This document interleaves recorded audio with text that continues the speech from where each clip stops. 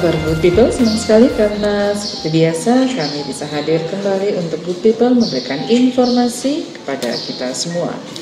Dan Good People, pada kesempatan hari ini kami tengah berada di kantor BPJS Kesehatan Cabang Merauke dan di sebuah pojok ruangan yang didesain sangat kreatif ini, Good People.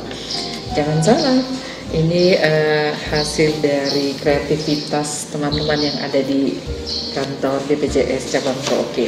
Dan saya sudah bersama dengan Kepala Cabang BPJS Merauke. Selamat siang Pak Irfan Chandra Nugraha, apa kabar? Selamat siang, Assalamualaikum warahmatullahi wabarakatuh. Iya, ini dalam suasana pandemi COVID dan juga dalam suasana bulan suci Ramadan ya, selamat menjalankan ibadah puasa. Gimana nih Pak, tetap fit ya? Tetap dalam situasi ini, tetap berpuasa, tetap juga banyak hal yang dikerjakan.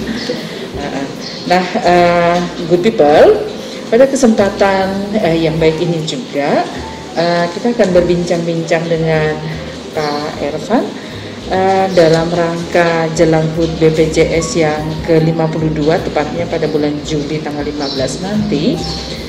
Sudah diawali dengan rangkaian kegiatan ya Pak Irfan ya, yaitu BPJS Kesehatan Peduli COVID-19. Nah Pak Irfan, kalau boleh tahu ini kegiatannya apa saja, sekalipun waktunya ini masih cukup panjang ya ke depan, tapi nampaknya rangkaian kegiatan-kegiatan ini juga sudah dilakukan. Dan kami dapat informasi bukan hanya di lingkup tenaga alih daya di kantor BPJS saja, tetapi juga bahkan merangkul masyarakat yang ada di sekitar kantor BPJS ini. Silakan. Ya, baik, yang pertama memang ini dalam rangka memperingati HUT BPJS yang ke-52. Kami BPJS Kesehatan ini secara serentak, khususnya dalam situasi pandemi COVID-19 ini, kami berpikir bagaimana kita bisa berkontribusi lebih maksimal gitu ya. Nah, salah satu kegiatannya yang kita mulai, memang kita sudah memulai di yang sebelumnya. Mungkin waktu itu kita sudah ada sedikit bantuan lah sebagai bentuk perhatian kita kepada teman-teman medis dan para medis di rumah sakit, sebagai mitra kerja kita juga tentunya yang memberikan pelayanan langsung. Nah saat ini karena dampaknya tentu semakin luas, ya kami berpikir bagaimana caranya kami bisa lebih sedikit berkontribusi lagi lah gitu. Walaupun dari sisi tupoksinya tentu kan memang BPJS ada juga ya gitu memang untuk memberikan bantuan. Nah kami mengajak seluruh staf tentunya untuk kita menyumbangkan lah sedikit rezeki yang kita punya untuk kita salurkan kembali kepada masyarakat. Dan mungkin tadi sedikit kita simbolis, dan per hari ini tim akan turun gitu ke lapangan. Memang ini di tahap yang kedua gitu. Jadi memang kita memberikan bantuan berupa paket sembako. Nah, mudah-mudahan ini nanti bisa bermanfaat lah bagi masyarakat di sekitar khususnya, dan tentu masyarakat yang ada di tetangga-tetangga staf atau tenaga alih daya di kantor kita. Oke, baik.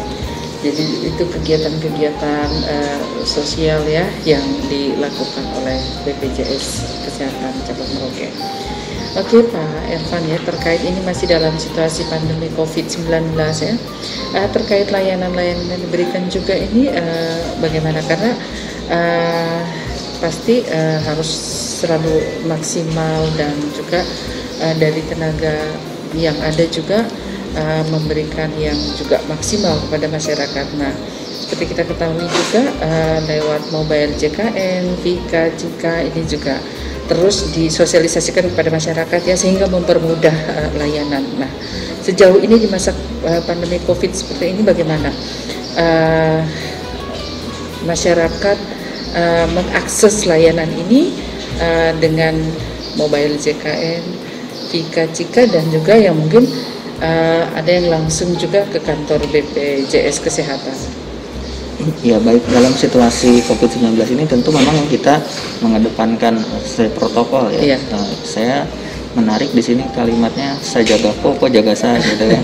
Nah, yaitu yang kita terapkan juga sesuai dengan aturan pemerintah, di mana tentu pelayanan di BPJS Kesehatan tetap buka, tapi tentu terbatas. Nah, dengan cara ya tentu masyarakat juga yang akan masuk kita berikan fasilitas untuk cuci tangan, kemudian harus pakai masker, termasuk di internal kita juga pakai alat pelindung diri dari mulai satom, pakai face shield, kemudian nanti di teman-teman frontline itu ada kaca juga, dan menggunakan masker tentunya. Nah selain itu kami berharap sebenarnya memang seperti yang sudah kita juga beberapa kali sampaikan ke teman-teman dan juga ke media khususnya, kita memang mengoptimalkan fasilitas-fasilitas online gitu. Tadi mungkin disebutkan ada Vika gitu ya, Vika, Cika, itu siapa sih gitu tuh nama cewek itu siapa? Nah Vika, Cika itu salah satu fitur yang bisa dimanfaatkan, bisa via WhatsApp, kemudian via Telegram, dan tentu juga Facebook Messenger. Nah teman-teman nanti bisa akses di situ. Jadi ketika mau tanya jenis kepesertaan, kemudian status pembayaran, kemudian tentang kepesertaan lainnya, itu bisa mengakses di Vika dan Cika tadi. Kemudian kami juga mendorong sebenarnya ke fasilitas kesehatan khususnya tingkat pertama, karena kan masyarakat saat ini ketika akan berobat ke fase tingkat pertama juga harus mengedepankan istilahnya social atau physical distancing tadi, sehingga puskesmas ini bisa memanfaatkan mobile JKN Vaskes sebenarnya. Betul. Dan yang terbaru sebenarnya rujukan online, antrian online ini sudah sedang disiapkan, namun dalam proses karena situasi lockdown ini, jadi ada 2 puskesmas yang dalam waktu dekat akan pakai sistem antrian online, sehingga peserta di rumah tadi download mobile JKN ini, ketika sudah download nomor antriannya nomor 5 misalkan, nomor 5 tuh jam sekian, itu tinggal datangnya jam sekian saja. Jadi estimasi waktunya lebih pasti, kemudian tidak ada penumpukan peserta di Vaskesnya. Nah itu yang sebenarnya terbaru. Nanti mungkin setelah itu bisa di puskesmas berjalan, nanti kita sampaikan juga ke masyarakat. Mudah-mudahan ini segera. Oke. Berarti untuk menjadi contoh 2 puskesmas ini dari puskesmas mana saja? Mopah dan Kuprik. Mopah dan Kuprik ya, jadi betul. Awal dari penggunaan antrian online ini ya. Betul. Berarti ini juga memang perlu disosialisasikan lagi kepada masyarakat untuk dimanfaatkan. Betul. Konsep kita dalam satu genggaman itu semua kebutuhan peserta ada gitu. Mulai dari cek peserta, mau bayar, mau berobat ke Vaskesnya. Dan yang terbaru mungkin boleh dicek juga di di screening mobil JKN tadi, itu ada screening COVID. Jadi peserta dan kita semua ini bisa mulai screening dari sekarang gitu. Jadi tidak ngisi lagi form yang ditanya apakah dalam waktu dekat ada berpergian apa-apa, tinggal isi di situ. Nanti data itu langsung akan terkoneksi ke Vaskes. Jadi Vaskes pun sudah tahu istilahnya. Tapi tentu yang ditekankan juga tetap itu kejujuran ya. Betul. Faktor kejujuran ini kan tetap dalam mengisi data tersebut ya Pak ya. Oke. Kemudian bagi peserta JKN yang mungkin juga tetap datang ke kantor BPJS ini, presentasinya bagaimana Pak? Tetap sama atau? Pasti ada penurunan ya. Evaluasi kami rata-rata bisa sehari itu minimal 50. Nah, saat ini dengan situasi COVID itu hanya 5 sehari. 5 kunjungan saja. Iya, tapi ini juga membantu teman-teman yang ada di sini juga ya. Berarti maksudnya tidak terjadi juga mungkin penumpukan sini, dan berarti ini bisa diukur juga bahwa mungkin sebagian besar juga mungkin sudah menggunakan JKN Mobile dan sebagainya. Ya, memang ada data yang kita lihat di data kami di Business Intelligence kita, memang kita bisa lihat ada tren penurunan kunjungan dan ada juga tren kenaikan dari sisi download mobile JKN-nya. Namun tentu yang kita harapkan tidak hanya downloadnya nanti, jadi orang itu betul memanfaatkan fiturnya. Nah itu yang mungkin itu yang terus kita akan sosialisasikan, karena fitur-fitur ini kan terus berkembang nih. Betul. Yang terbaru itu tadi screening juga screening. Jadi kita ada screening ketika mengisi screening itu minimal kita bisa tahu. Dan mungkin tadi menariknya adalah memang diperlukan kejujuran. Nah kadang-kala kalau kita ngisi sendiri kan mungkin kita lebih enak. Kadang-kala kalau mungkin di Vaskes ada orang lain ditanya nggak enak, takutnya data kita rahasia kedengaran orang lain gitu. Jadi yang screening online ini sifatnya lebih personal ya. Gitu ya. Jadi kalaupun kita sejujur-jujurnya pun mungkin hanya kita yang tahu sama data yang Oke. Nah ini terkait juga Pak Ervan, support dari BPJS ya terhadap pasien COVID seperti itu tuh, terkait yang rujukan itu, tetapi juga harus data-datanya apa semua yang akan di cross check juga. Nah, terkait keputusan dari Kementerian. Baik, jadi memang peran BPJS khususnya dalam COVID ya. Kami memang secara kemarin tugas secara kedinasan diamanahkan lewat 3 kementerian ya. Menko PMK, kemudian Menteri Keuangan dan Menteri Kesehatan, ada surat edarannya yang mengamanahkan ke BPJS Kesehatan untuk membantu memverifikasi gitu. Jadi karena mungkin salah satu keahliannya BPJS untuk membantu memverifikasi klaim gitu. Jadi memang nanti dananya untuk membayari rumah sakit yang merawat pasien COVID itu tidak diambil dari program JKN. Karena kalau dana program JKN kan dari iuran peserta dikembalikan ke peserta. Nah, kalau ini kan sifatnya wabah. Sesuai regulasinya wabah pasti nanti disediakan dana lain lewat BNPB dan lain-lain. Nah, kami hanya membantu memverifikasi. Jadi rumah sakit menagihkan ke kami bantu verifikasi. Oh, ini item-itemnya sesuai ketentuan, ini yang kurang gitu. Istilahnya kami membantu rumah sakit lah. Nah, klaim itu kami laporkan ke Kementerian Kesehatan dan Kementerian Kesehatan bayar gitu. Jadi istilahnya kami membantu memverifikasi saja gitu. Nah, memang secara itu kan yang biasanya paling rumit itu di verifikasi data ini ya Pak ya. Betul. Sehingga sering terjadi komplain itu karena mungkin pada saat verifikasi data itu mungkin kita sebagai masyarakat peserta ini kurang, mungkin ada yang masih kurang data-data verifikasi. Makanya sangat terbantu sekali dengan peran yang diambil oleh BPJS ini untuk verifikasi data tersebut kan Pak ya. Karena ini kan sekali lagi memang semua perlu kejujuran dan juga disiplin dari setiap kita juga kan, sehingga data-data itu terverifikasi dengan baik dan nanti bisa diakomodir gitu apa yang menjadi kebutuhan. Ya, jadi memang mungkin yang dimaksud verifikasi yang khusus untuk COVID ini ya, kita verifikasi yang di belakang. Jadi bukan verifikasi ketika peserta akan mengakses. Kalau itu kan tidak diverifikasi. Ketika orang ditetapkan PDP ataupun sudah confirm gitu ya, dirawat di rumah sakit, maka itu sebenarnya tidak ada peran kami untuk membantu memverifikasi, karena mau dia peserta BPJS atau peserta JKN atau bukan, atau bahkan warga negara asing kan tetap dilayani. Gitu. Jadi tidak ada peran verifikasinya di situ sebenarnya. Nah, setelahnya justru jadi setelah pasien dirawat ini sembuh, nah rumah sakit mengklaimkan, kami memverifikasi klaimnya itu istilahnya. Karena mungkin sifatnya begini, memang dalam situasi pandemi seperti ini atau wabah, istilahnya dari sisi keuangan mungkin longgar ya, bahwa semua keuangan dikhususkan untuk penanganan COVID. Tapi balik lagi ke prinsip keuangan, mungkin kan aspek transparansinya itu tetap harus dijaga sesuai rekomendasi BPK, KPK dan lain-lain. Nah, atas dasar itu maka tentu kami yang ditunjuk untuk membantu memverifikasi tersebut, apakah klaimnya ini sesuai dengan ketentuan undang-undang atau seperti apa, itu saja sebenarnya. Gitu. Jadi mungkin khusus untuk masyarakat, intinya jangan takut kalau memang sekarang istilahnya ada gejala-gejala COVID atau apa yang mengarah ke COVID, tetap koordinasi ke Paskes. Tapi sekali lagi tidak akan ribet di awal, karena kalau ini kan tidak memperhatikan dia itu peserta atau bukan gitu, dia tetap akan masuk saja. Nah, mengingat di Merauke juga ada masyarakat juga yang menjadi pasien ya, dan puji Tuhan ya kita sudah sembuh. Ini juga menjadi satu harapan dari kita semua. Nah, ini bagaimana kalau khusus di Merauke sendiri sudah ada yang lain itu?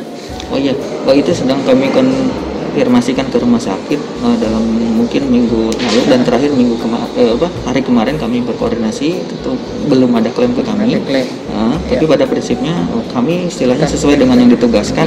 Nanti klaimnya ini 7 hari kerja harus sudah selesai. 7 hari klaim selesai, 7 hari selesai. Jadi akan lebih cepat gitu, karena perhatian pemerintah khusus untuk penanganan COVID ini memang ya serius lah ya gitu. Kita betul-betul memberikan semua perhatian untuk penanganan COVID ini gitu. Jadi ya bahkan untuk klaim rumah sakit juga, jadi klaimnya ini didulukan gitu. Kadang kan kalau sistem di kita FIPO ya, jadi first in first out gitu. Jadi kalau orang tahu tuh mengklaimkan saat ini, misalkan jatuh temponya tanggal berapa, nanti kan kita by sistem yang duluan mana itu yang klaim keluar. Nah, tapi sekarang kan dengan sistem COVID seperti ini, di luar kondisi normal, maka didahulukan, diprioritaskan untuk 132 rumah sakit yang rujukan sesuai COVID, sesuai dengan tunjuk dari Kementerian Kesehatan, seperti itu. Oke. Terima kasih banyak Pak Irfan, ini informasinya sangat-sangat lengkap sekali dan luar biasa untuk kita good people ya di Kota Merauke, dan saya kira kita akan terus-menerus membantu untuk memberikan ruang untuk terus sosialisasi ya kepada masyarakat. Jadi benar-benar kita memahami peran yang dilakukan oleh BPJS dalam penanganan COVID-19 ini luar biasa, karena bekerja sama juga dengan pemerintah dengan sangat baik. Oke, Pak Irfan, mungkin ada pesan-pesan yang mau disampaikan juga kepada masyarakat pada kesempatan ini, dan good people ini masih dalam rangkaian jelang HUT BPJS yang ke-52.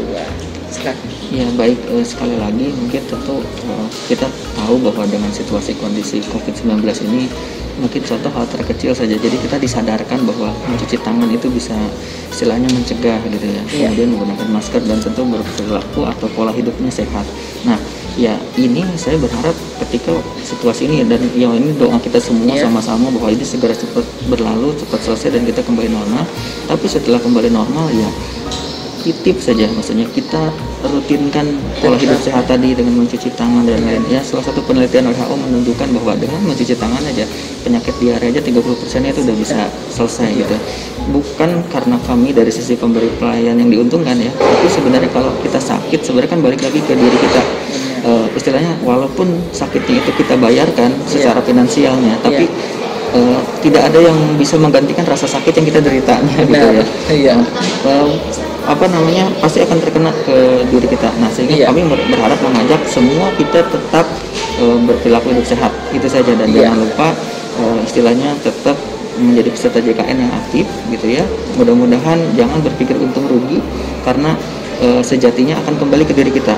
Kalau kita berpikir bahwa membayar kepesertaan ini rugi, maka mungkin nanti Tuhan akan kabulkan, ya sudah dia pakai gitu. Nah tapi mudah-mudahan ini kita anggap sedekah saja, kita bayar iuran yang nanti dimanfaatkan untuk orang lain yang membutuhkan justru gitu. Terus ada kalimat yang selalu saya sampaikan, tiada kesejahteraan sosial tanpa keadilan sosial, dan tiada keadilan sosial tanpa jaminan sosial. Wow, luar biasa